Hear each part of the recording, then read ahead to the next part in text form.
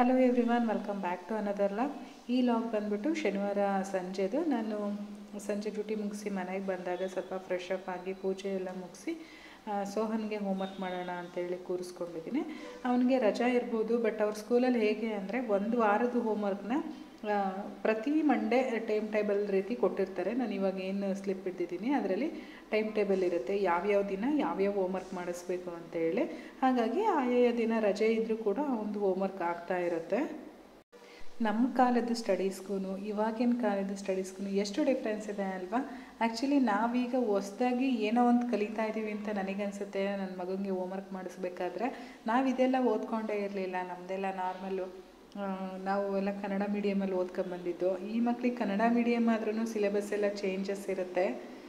ನಮ್ಮ ಟೈಮಲ್ಲಿ ಅಕ್ಷರಗಳು ಅ ಇ ಅಂತ ಕಲಿತಾ ಇದ್ವಿ, ಬಟ್ ಇವ್ರಿಗೆ ಅ ಇ ಅಂತ ಹೇಳ್ಕೊಡೋದಿಲ್ಲ, ರಾಗ ಸಾದ ಹ ಅಂತ ಹೇಳ್ಕೊಡ್ತಾರೆ. ತುಂಬ ಈಸಿ ಮೆಥಡಲ್ಲಿ ಬೇಗನೆ ಅರ್ಥ ಆಗೋ ಥರ ಕನ್ನಡನ ಇವ್ರಿಗೆ ಪ್ರೊನೌನ್ಸೇಷನ್ ಯಾವ ರೀತಿ ಮಾಡೋದು ಅಂತೇಳಿ ಕೂಡ ಗೊತ್ತಾಗುತ್ತೆ. ತುಂಬ ಚೆನ್ನಾಗಿದೆ ಇವಾಗಿಂದ ಎಜುಕೇಷನ್, ತುಂಬ ಟಫ್ ಅನ್ನೋ ರೀತಿ ಏನಿಲ್ಲ. ತುಂಬ ಇಷ್ಟ ಆಯಿತು ನನಗೆ. ಮತ್ತು ಇಂಗ್ಲೀಷು ಅಷ್ಟೇ, ನಾವು 5ನೇ ಕ್ಲಾಸಲ್ಲಿ ನಾವು ಇಂಗ್ಲೀಷನ್ನು ಶುರು ಮಾಡಿದ್ದು, ಈ ಮಕ್ಕಳಿಗೆ LKGಯಿಂದನೇ ಶುರುವಾಗ್ಬಿಡುತ್ತೆ. ಸೊ ಆರಾಮಾಗಿ ಅವರು ಇಂಗ್ಲೀಷ್ ಮಾತಾಡೋದನ್ನು ಕಲ್ತ್ಬಿಡ್ತಾರೆ. ತುಂಬ ಚೆನ್ನಾಗಿರುತ್ತೆ ಇವ್ರದ್ದು ಎಜುಕೇಷನ್ನು. ಇವನಿಗೆ ನಾನು ಹೋಮ್ವರ್ಕ್ ಮಾಡಿಸೋದು, ಇವನಿಗೆ ಕಲಿಸೋದ್ರ ಜೊತೆಗೆ ನಾನು ಕೂಡ ಕಲಿತಾ ಇದ್ದೀನಿ ಇವನ ಜೊತೆ.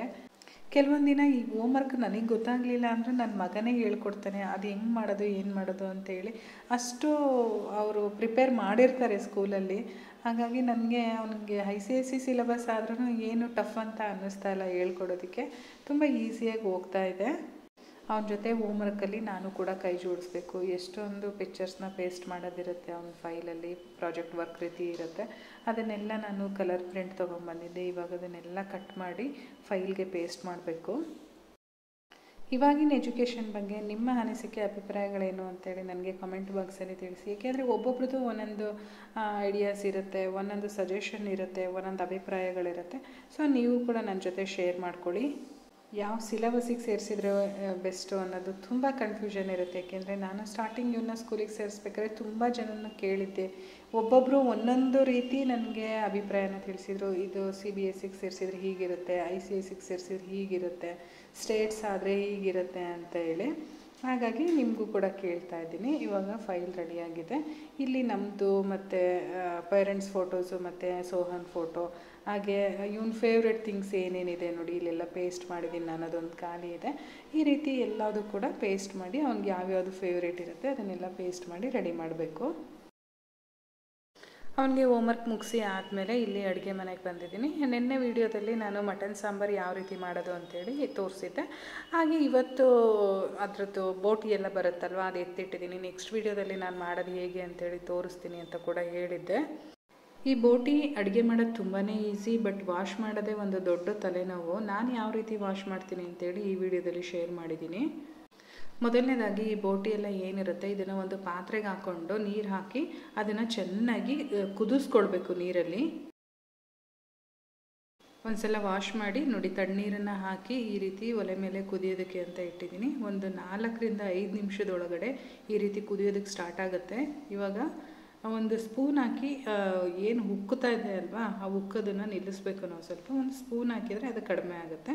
ನೋಡ್ತಾ ಇರಿ ಹಾಗೆ ಯಾವ ರೀತಿ ಕಡಿಮೆ ಆಗುತ್ತೆ ಅಂತೇಳಿ. ಇವಾಗ ನೋಡಿ ಕಂಪ್ಲೀಟಾಗಿ ಉಕ್ಕೋದೆಲ್ಲ ಕಡಿಮೆ ಆಗಿದೆ. ಈ ಟೈಮಲ್ಲಿ ಆ ನೀರನ್ನು ನಾನು ಸೋರಿಸ್ಕೊಳ್ತಾ ಇದ್ದೀನಿ.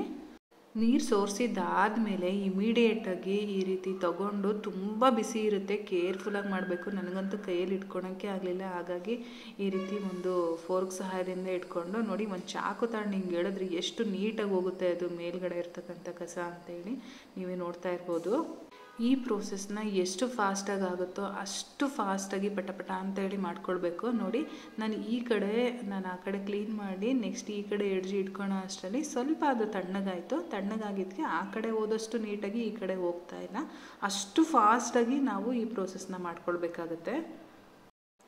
ಅದಾದಮೇಲೆ ಮತ್ತೆ ನಾನು ಸಿಂಕ್ ಒಳಗಡೆ ಇಟ್ಕೊಂಡು, ನೀರು ತುಂಬಾ ಬೇಕು, ಹಾಗಾಗಿ ಎಷ್ಟು ಸಲ ಹಾಕೊಳೋದು ಅಂತೇಳ್ಬಿಟ್ಟು ಡೈರೆಕ್ಟ್ ಸಿಂಕ್ ಒಳಗಡೆ ಇಟ್ಕೊಂಡು ಈ ರೀತಿಯಾಗಿ ವಾಶ್ ಮಾಡ್ಕೊಳ್ತಾ ಇದ್ದೀನಿ. ಈಗ ಆಲ್ರೆಡಿ ಬಿಸಿನೀರಲ್ಲಿ ಅದು ಕುದ್ದಿರೋದ್ರಿಂದ ಈ ರೀತಿ ಜಸ್ಟ್ ಉಜ್ಜಿದ್ರೆ ಸಾಕು, ನೀಟಾಗಿ ಹೋಗುತ್ತೆ. ನಂತರ ಇದಕ್ಕೆ ಸ್ವಲ್ಪ ಸುಣ್ಣ ಹಾಕಬೇಕು. ಸುಣ್ಣ ಹಾಕಿ ಇನ್ನೊಂದು ಸಲ ನೀಟಾಗಿ ಉಜ್ಜಿಬಿಟ್ಟು ವಾಶ್ ಮಾಡಿದರೆ ಆಯಿತು. ಇವಾಗ ನೋಡಿ ಎಷ್ಟು ಚೆನ್ನಾಗಾಗಿದೆ. ಆವಾಗ ಹೆಂಗಿತ್ತು ಇವಾಗ ಹೆಂಗಾಗಿದೆ ಅಂತೇಳಿ ನೋಡಿ. ಇದನ್ನು ಸ್ಮಾಲ್ ಸೈಜಲ್ಲಿ ಕಟ್ ಮಾಡ್ಕೊಳ್ತಾ ಇದ್ದೀನಿ.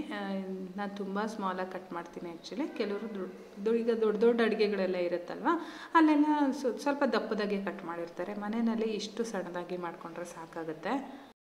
ನನಗೆ ಇದನ್ನು ಕ್ಲೀನ್ ಮಾಡೋದಕ್ಕಿಂತ ಈ ನನ್ನ ಮಗನ ಕಿತಾಪತಿನೇ ಜಾಸ್ತಿ. ನೋಡಿ ಅಲ್ಲಿ ಹಿಂದ್ಗಡೆ ನನ್ನ ಸ್ವೆಟರ್ ಒಳಗಡೆ ಬಚ್ಚಿಟ್ಕೊಂಡಿದ್ದಾನೆ. ಕಟ್ ಮಾಡೋಕ್ಕೂ ಬಿಡ್ತಾಯಿಲ್ಲ, ಅಷ್ಟು ಕೀಟ್ಲೆ ಮಾಡ್ತಾಯಿದ್ದಾನೆ. ನನಗೆ ಅಲ್ಲಿ ನಿಂತ್ಕೊಂಡು ಕಟ್ ಮಾಡೋಕ್ಕೆ ಆಗಲಿಲ್ಲ, ಆ ರೀತಿ ಮಾಡ್ತಾಯಿದ್ದ ಅವನು. ಅದಕ್ಕೆ ನಾನು ಮತ್ತೆ ಹಾಲಲ್ಲಿ ತೊಗೊಂಬಂದು ಕುತ್ಕೊಂಡು ಕಟ್ ಮಾಡ್ತಾಯಿದ್ದೀನಿ. ಎಷ್ಟೊಂದು ಜನ ಇದನ್ನು ಕ್ಲೀನ್ ಮಾಡೋಕ್ಕಾಗೋದೇ ಇಲ್ಲ ಅನ್ನೋ ವಿಷಯಕ್ಕೋಸ್ಕರನೇ ಇದನ್ನು ಮಾಡೋದನ್ನು ಸ್ಕಿಪ್ ಮಾಡ್ತಾರೆ ಬೋಟಿ ಗೊಜ್ಜುನ.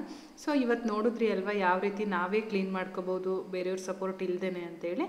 ನೋಡಿ ಇವಾಗ ಕಟ್ ಮಾಡಿ ನನಗೆ ಇಷ್ಟು ಸಿಕ್ಕಿದೆ. ಸೊ ಇದಕ್ಕೆ ನಾನು ಕಾಳುಗಳನ್ನ ಹಾಕಿ ಮಾಡೋ ಅಂಥದ್ದು. ಬನ್ನಿ ಇವಾಗ ಯಾವ ರೀತಿ ಮಾಡೋದು ಅಂತೇಳಿ ನೋಡ್ಕೊಳ್ಳೋಣ.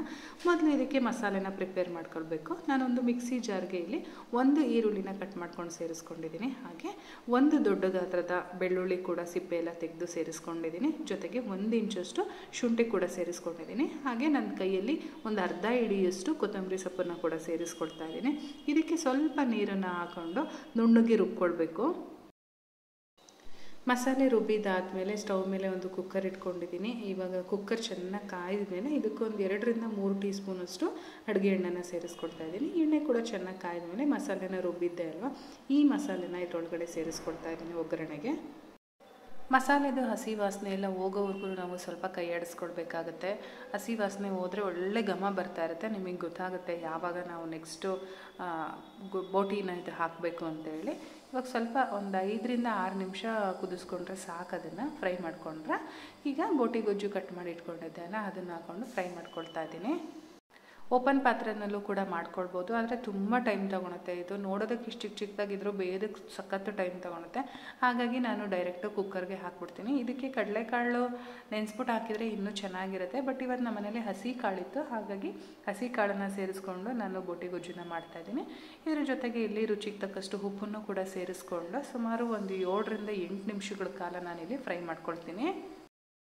ಇಲ್ಲಿ ಒಂದು 7 ರಿಂದ 8 ನಿಮಿಷ ನಾನು ಬೇಯಿಸ್ಕೊಂಡಿದ್ದೀನಿ. ನೀವು ನೋಡ್ತಾ ಇರ್ಬೋದು ಕಂಪ್ಲೀಟಾಗಿ ಅದು ಫುಲ್ಲು ಫ್ರೈ ಆಗಿದೆ. ಈ ಟೈಮಲ್ಲಿ ನಾನು ಇದಕ್ಕೆ ಇನ್ನೂ ಸ್ವಲ್ಪ ಮಸಾಲೆನ ಆ್ಯಡ್ ಮಾಡ್ತೀನಿ. ಈ ಮಸಾಲೆನೇ ತುಂಬಾ ಟೇಸ್ಟ್ ಬರುತ್ತೆ. ಈಗ ನಾನು ಆಗಿರ್ತಕ್ಕಂಥ ಮಸಾಲೆ ಇದ್ರ ಜೊತೆಗೆ ಇನ್ನೂ ಸ್ವಲ್ಪ ಮಸಾಲೆ ಆ್ಯಡ್ ಮಾಡಿದ್ರೆ ಇನ್ನೂ ಟೇಸ್ಟ್ ಎನ್ಹಾನ್ಸ್ ಆಗುತ್ತೆ. ಒಂದು ಅರ್ಧ ಟೀ ಸ್ಪೂನು ಖಾರದ ಪುಡಿ ಹಾಕ್ತಾಯಿದ್ದೀನಿ. ಹಾಗೆ ಒಂದು ಅರ್ಧ ಟೇಬಲ್ ಸ್ಪೂನು ಸಾಂಬಾರು ಪುಡಿನೂ ಕೂಡ ಸೇರಿಸ್ಕೊಂಡು ಚೆನ್ನಾಗಿ ಮಿಕ್ಸ್ ಮಾಡ್ಕೊಳ್ಬೇಕು.